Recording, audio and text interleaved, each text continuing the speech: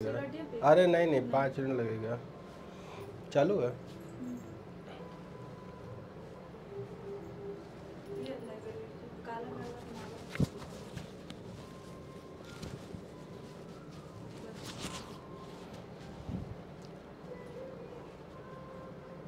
जय हिंद दोस्तों, एक बार फिर से आप सभी का स्वागत है आपके अपने चैनल खाकी टाक में। मैं हूं आपका दोस्त, आपका भाई अनुज सिंह, लेकर आया हूं आपके लिए एक और इन्फॉर्मेटिव वीडियो। बीएसएफ, एचसीएम और एएसआई के लिए अगर आपने फॉर्म फिल कर दिया है तो यहाँ कुछ इम्पॉर्टेंट बातें मैं आपको बताने जा रहा हूँ जो आपके लिए कहीं ना कहीं यूज़फुल होने वाली हैं। देखिए, बहुत से बच्चे सवाल कर रहे हैं, कमेंट कर रहे हैं और सबका कॉमन सवाल है कि सर फिजिकल कब होगा, फॉर्म का स्टेटस कैसे चेक करें अपना, और इसमें जो करेक्शन की डेट है वो आएगी कि नहीं आएगी, एडमिट कार्ड कब आएगा, और सबसे इम्पॉर्टेंट बात जो है वो वैकेंसी बढ़ेगी कि नहीं बढ़ेगी। ये सारे सवाल आज इसी वीडियो में कवर करने वाला हूं और इसके बाद इस वैकेंसी से रिलेटेड आपके सारे डाउट खत्म होने वाले हैं। तो चलिए वीडियो की शुरुआत कर लेते हैं, लेकिन इससे पहले आपसे रिक्वेस्ट बस इतना करूंगा कि अगर आप चैनल पर पहली बार आए हुए हैं तो प्लीज़ चैनल को सब्सक्राइब कर वीडियो को लाइक कर लीजिए और बेल आइकन प्रेस कर लीजिए, जिससे आने वाली हर एक लेटेस्ट वीडियो का नोटिफिकेशन टाइम टू टाइम आप तक पहुंचता रहे। चलिए आइए देखते हैं। सबसे पहले बात करते हैं फिजिकल की कि आपका फिजिकल कब होगा। ये बहुत बड़ा सवाल है। देखिए, फिजिकल के लिए मैं आपको बता दूं कि अभी जो सीआईएसएफ ने एक कैलेंडर जारी किया था, उस कैलेंडर के अकॉर्डिंग सितंबर 2025 में आपका ट्रेनिंग होने वाली है। 2025 में आपकी ट्रेनिंग होने, यानी कि अब से लगाकर टोटल 11 महीने आपके पास बचे हुए हैं और इसी 11 महीने में आपका फिजिकल होगा, आपका रिटन एग्ज़ाम होगा, आपकी टाइपिंग होगी, आपका डीवीपीएसटी जितना भी सब कुछ है सब इसी 11 महीने में होगा। इससे पहले ये सारी चीज़ें ख़त्म कर दी जाएंगी। तो ये मान के चलिए कोई अभी ऑफिशियल इसका इस तरीके से स्टेटमेंट या ऑफिशियल नोटिस नहीं आई है जिससे ये पता चले कि आपका फिजिकल एक्चुअली होगा कब। एक अनुमान के मुताबिक ये लगाया जा रहा है कि जैसे ही आपका एसएससी जीडी का जो फिजिकल है और उससे रिलेटेड जो सारे काम है वो ख़त्म होंगे, आपका फिजिकल हो जाएगा। तो ये मान के चलिए कि आपका दिसंबर या फिर जनवरी फर्स्ट वीक में आपका ये फिजिकल होने वाला है। इसके लिए आप बिल्कुल प्रिपेयर रहिए मेंटली और फिजिकली हर एक तरीके से, ठीक है। ये आपको समझ में आ गया होगा। अब दूसरी बात करते हैं कि फॉर्म स्टेटस का। फॉर्म स्टेटस जब आप देखेंगे, अपना यूज़र आईडी पासवर्ड डाल के जब आप फॉर्म स्टेटस देखेंगे तो वहाँ क्या लिख के आता है, सबमिट। अभी केवल आपका सबमिट हुआ है फॉर्म, किसी के फॉर्म का स्टेटस सक्सेस नहीं हुआ है, किसी के फॉर्म का स्टेटस पेंडिंग नहीं हुआ है, किसी के फॉर्म का स्टेटस इनकम्प्लीट नहीं आ रहा है। सबमिट का मतलब आपके फॉर्म स्क्रूटनी के लिए तैयार हैं, सारे फॉर्म सबमिट हो चुके हैं। अब यहाँ पर छांटा जाएगा कि आपके फॉर्म में क्या क्या गलतियाँ हैं, क्या क्या करेक्शन की सुधार है और क्या क्या इसमें आप कर सकते हैं। तो अभी किसी का भी स्टेटस आगे नहीं जा पा रहा है। जा क्यों नहीं पा रहा है? क्योंकि फॉर्म की संख्या अधिक है।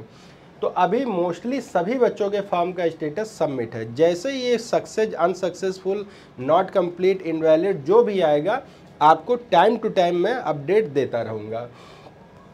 तीसरी जो सबसे इम्पॉर्टेंट बात है कि एडमिट कार्ड कब आएगा। एडमिट कार्ड कब आएगा और किसका आएगा, नहीं आएगा तो क्यों नहीं आएगा। देखिए, एडमिट कार्ड के बारे में बता दूं, बीएसएफ जो अपने फॉर्म को सबमिट कराता है बहुत ही स्ट्रिक्टली रूल रखता है। यहाँ जब फॉर्म आप भर रहे थे तो यहाँ साफ साफ निर्देश थे कि आपकी जो फ़ोटो होने चाहिए वो कलरफुल नहीं होना चाहिए, बैकग्राउंड कलरफुल नहीं होना चाहिए, सिग्नेचर जो आपके होने चाहिए साफ़ और स्पष्ट होने चाहिए, डॉक्यूमेंट्स जो आपके होने चाहिए सारे करेक्टली फिल होने चाहिए। तो यहाँ जिन बच्चों ने गलती की है फ़ोटो अपलोड करने में, सिग्नेचर अपलोड करने में, या फिर जो गाइडलाइन जो दी गई थी उसके अकॉर्डिंग अगर आपने नहीं किया है तो कहीं ना कहीं आपका एडमिट कार्ड रुकने वाला है। बीएसएफ की काफ़ी भर्तियां कवर कर चुका हूं, मुझे पता है कि एक्चुअली होता क्या है बीएसएफ में। तो यहाँ पर जब आप देखेंगे कि हमारी फ़ोटो, सिग्नेचर ये सब गलत हो गया है तो जाहिर सी बात है आपको करेक्शन का भी मौका दिया जाएगा। तो अगला सवाल बनता है कि करेक्शन की डेट कब आएगी और करेक्शन कब होगा। तो करेक्शन डेट के संबंध में मैं अभी आपको बता दूं कि जब तक आपके फॉर्म सबमिट नहीं हो जाएंगे, सबमिट का मतलब सबमिट तो हो गए, स्टेटस जब तक इसका दिखने नहीं लगेगा, जैसे इस फॉर्म का स्टेटस दिखने लगेगा कि आपके फॉर्म का स्टेटस क्या है, तो हो सकता है कि करेक्शन की डेट भी आपको दी जाए। अभी जब आपने फॉर्म भर दिया था तो इसके बाद करेक्शन की डेट जो थी, अब आगे करेक्शन की डेट होगी कि नहीं इसके बारे में अभी क्लियर मालूम नहीं है। लेकिन अगर आपने अपना फॉर्म करेक्टली सारे गाइडलाइन को फॉलो करते हुए भरा होगा तो आपके फॉर्म फिल हो जाएंगे और सबमिट हो जाएंगे। यहाँ आपको किसी तरीके कोई भी दिक्कत देखने को नहीं मिलेगी। लेकिन अगर कोई फर्दर करेक्शन की डेट आती है, जैसे आरपीएफ ने 3 बार करेक्शन का चांस दिया था अपने सभी जो उसके स्टूडेंट हैं या जिसने फॉर्म भरा था, 3 बार करेक्शन का मौका दिया था हर एक तरीके से। पहले तो जब फॉर्म भरा उसके बाद करेक्शन, फिर सिग्नेचर और फोटो करेक्ट करने का करेक्शन, फिर इसके बाद ओवरऑल करेक्शन का मौका दे दिया गया था। लेकिन आरपीएफ और बीएसएफ में बहुत अंतर है।